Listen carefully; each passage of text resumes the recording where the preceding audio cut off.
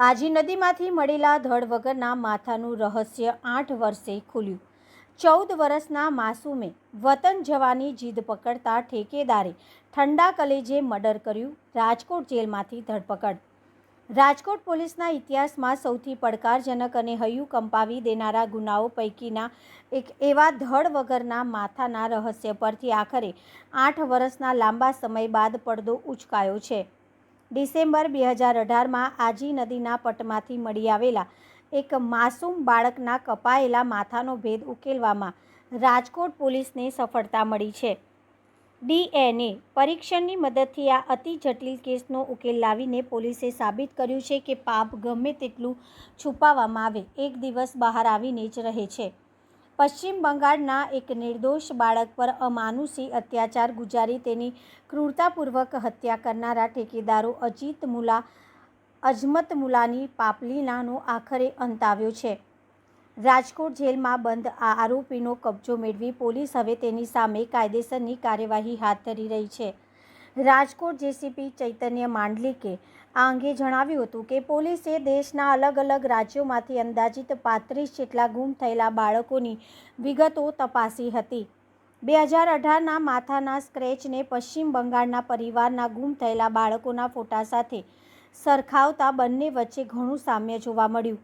Advance technology દ્વારા DNA મેચિંગની જટિલ પ્રક્રિયા હાથ ધરવામાં આવી અને અંદાજે 6 મહિના સુધી મહત્વપૂર્ણ રિપોર્ટની રાહ જોવામાં આવી હતી। આખરે ગાંધીનગર લેબમાંથી DNA રિપોર્ટ પોઝિટિવ મેચ આવતા જ આ માથું બિનોદ હાસદાના ગુમ થયેલા પુત્રનું જ હોવાનું સત્તાવાર રીતે સાબિત થઈ ગયું છે અને 8 વર્ષ જૂની હત્યાનો ભેદ ઉકેલાઈ ગયો છે।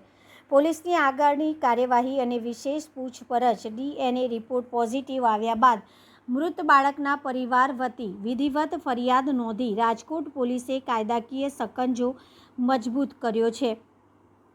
આરોપી અજીત મુલા અજમત મુલા હાલ રાજકોટની જેલમાં બંધ હોવાથી પોલીસ દ્વારા અદાલતી પ્રક્રિયા પૂર્ણ કરીને જેલમાંથી તેનો કબજો મેળવવામાં આવ્યો છે અને હત્યાના ગુના હેઠળ તેની સત્તાવાર ધરપકડ કરવામાં આવી છે। પોલીસ હવે આરોપીની સઘન પૂછપરછ કરી રહી છે કે તેને 8 વર્ષ પહેલાં કયા હથિયારથી બાળકનું માથું કાપ્યું હતું, તે હથિયાર ક્યાં છુપાવ્યું છે અને બાળકના શરીરના અન્ય ભાગો ધડ અને અંગો કઈ કઈ જગ્યાએ અને કઈ રીતે નિકાલ કર્યા હતા। આ ઉપરાંત આરોપી અગાઉ પશ્ચિમ બંગાળ અને બાંગ્લાદેશ સરહદી વિસ્તારમાંથી આવા કેટલા બાળકોને ગેરકાયદેસર રીતે મજૂરી માટે રાજકોટ લાવ્યો હતો તે દિશામાં પણ રાજકોટ ક્રાઇમ બ્રાન્ચ અને એસઓજી દ્વારા ઊંડાણપૂર્વક તપાસ હાથ ધરવામાં આવી છે।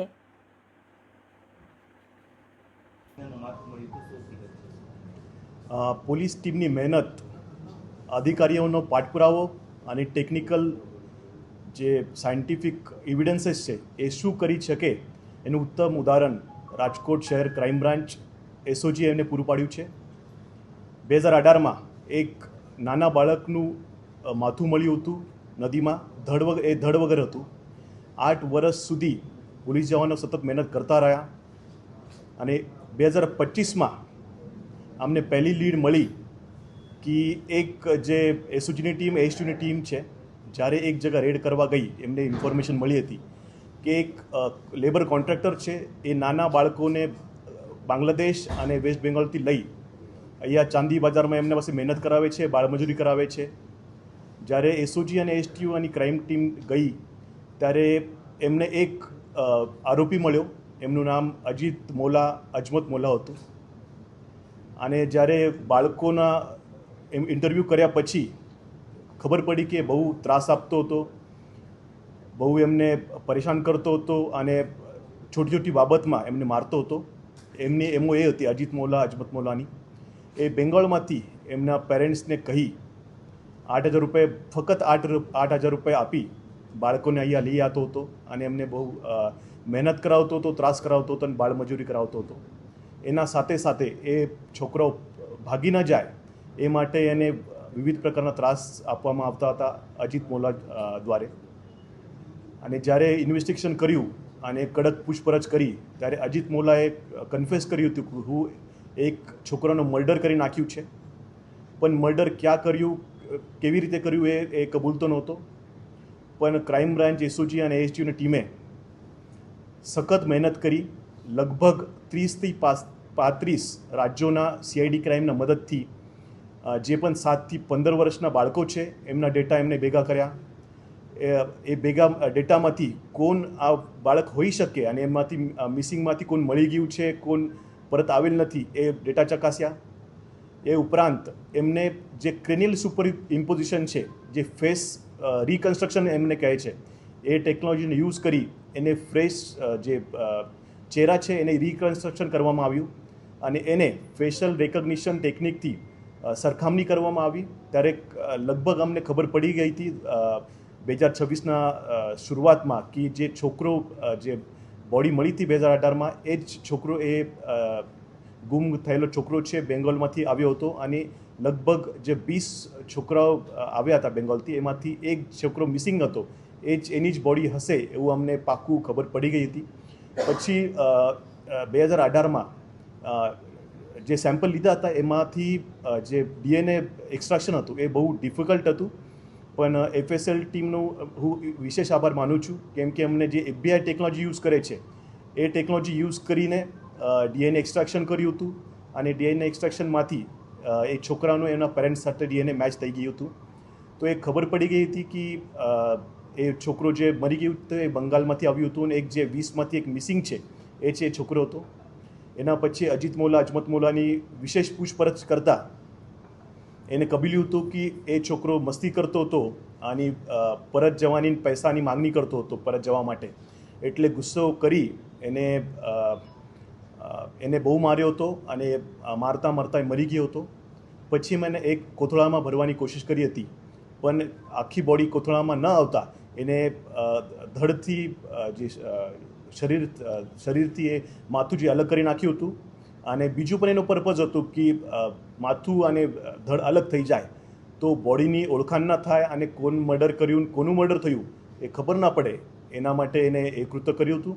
અને જ્યારે અમે એમના પેરેન્ટ્સના કોન્ટેક્ટ કર્યો તો એકદમ ગરીબ ઘર પરિસ્થિતિ હતી એમની અને એમને બહુ મહેનત કરી નથી, કેમ કે છોકરા જે એમને મોકલ્યા હતા 8,000 માટે એને મોકલ્યા હતા અને ગરીબ પરિસ્થિતિના કારણે બહુ જગ્યાએ ઓળખાણ ન હોવાના કારણે એ જેવી રીતે ટાઈમ જતું કે ભૂલી ગયા હતા. પણ રાજકોટ ક્રાઇમ બ્રાન્ચે 8 વર્ષ પછી એ ગુનાને ઉકેલ્યો છે અને હું Rajkot ACP crime, SOG team અને AH2 ટીમ એને બહુ અભિનંદન આપું છું અને 8 વર્ષ જૂનો ગુનો ડિટેક્ટ કર્યો એ બદલ બધી ટીમને અભિનંદન આપું છું. સર, જે આ બાળક છે આરોપી દ્વારા એને ક્યાં હથિયાર વડે મારવામાં આવ્યો હતો અને આરોપી છે તે વિકૃત માનસિકતા ધરાવતો હતો કે શું? જે આરોપી છે એ પહેલાંથી જ વિકૃત માનસિકતા ધરાવતો હતો, કેમ કે એના ઉપર 2 ગુના અગાઉથી અમે દાખલ કર્યા હતા અને એક ગુનામાં એને અનૈસર્ગિક જે અત્યાચાર હતો, અનૈસર્ગિક અત્યાચાર એક બાળક સાથે કર્યો હતો, એના પણ ગુનો એના વિરુદ્ધ દાખલ થયો હતો અને પહેલાંથી જ વિકૃત માનસિકતા ધરાવે છે. અને એ છરી વડે માર્યું છે કે સ્ટીક વડે માર્યું છે એનું ઇન્ટરોગેશન ચાલુ છે અને વધારે ઇન્ફોર્મેશન મળશે તમને આપવામાં આવશે.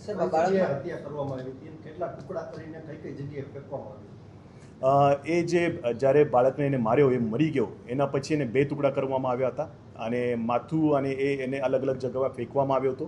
અત્યારે જે ડિસ્કવરી પંચનામા છે એ અમે કરવાના છીએ અને હોપફુલી બીજી જગ્યાએ જે એ કહે છે એ જગ્યાએ અમને ડિટેલ્સ મળી જશે. સર, એના પરિવારના સભ્યો ક્યારેય ગુજરાતમાં એમને શોધવા માટે આવ્યા એવું બન્યું હોય?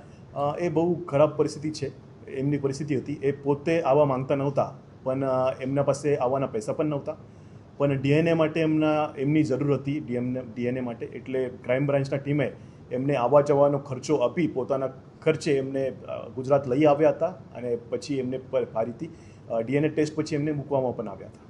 બીજા એમની સાથે જે 20 જેટલા બાળકો બીજા પણ હતા જેને ક્રાઇમ બ્રાન્ચે રેસ્ક્યુ કરીને સર, એ બાળકોને ખ્યાલ હતો કે આને આવી રીતના મદદ કરી દીધું છે, કેવી રીતે? 20 જે છોકરાઓ હતા એમાંથી એક ગુમ હતો અને 19 જે છોકરાઓ છે 19 છોકરાઓને એને એવી રીતે એને કહ્યું હતું કે એ છોકરાને હું પાછું બેંગોલ મોકલી દીધું છે, એવી રીતે એને કહ્યું હતું. સર, જે આરોપી છે બાળકોને કેટલા ટાઈમથી મજૂરી માટે ગુજરાતમાં કે રાજકોટમાં લઈ આવતો?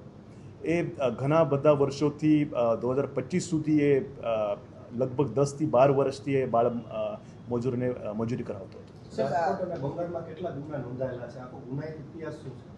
એને 2 ગુના એમને નોંધાયેલા છે. એક બોન્ડેડ લેબરનો જે કેસ છે એ બેંગાલમાં એમને નોંધાયેલો છે, અને એક જો પોક્સોનો કેસ છે જે અનૈસર્ગિક જેને વ્યવહાર બાળક સાથે કર્યો હતો એના માટે એક ગુનો આપણે રાજકોટ સિટીમાં દાખલ થયેલો છે. ઘટના સમયે બાળકની ઉંમર શું?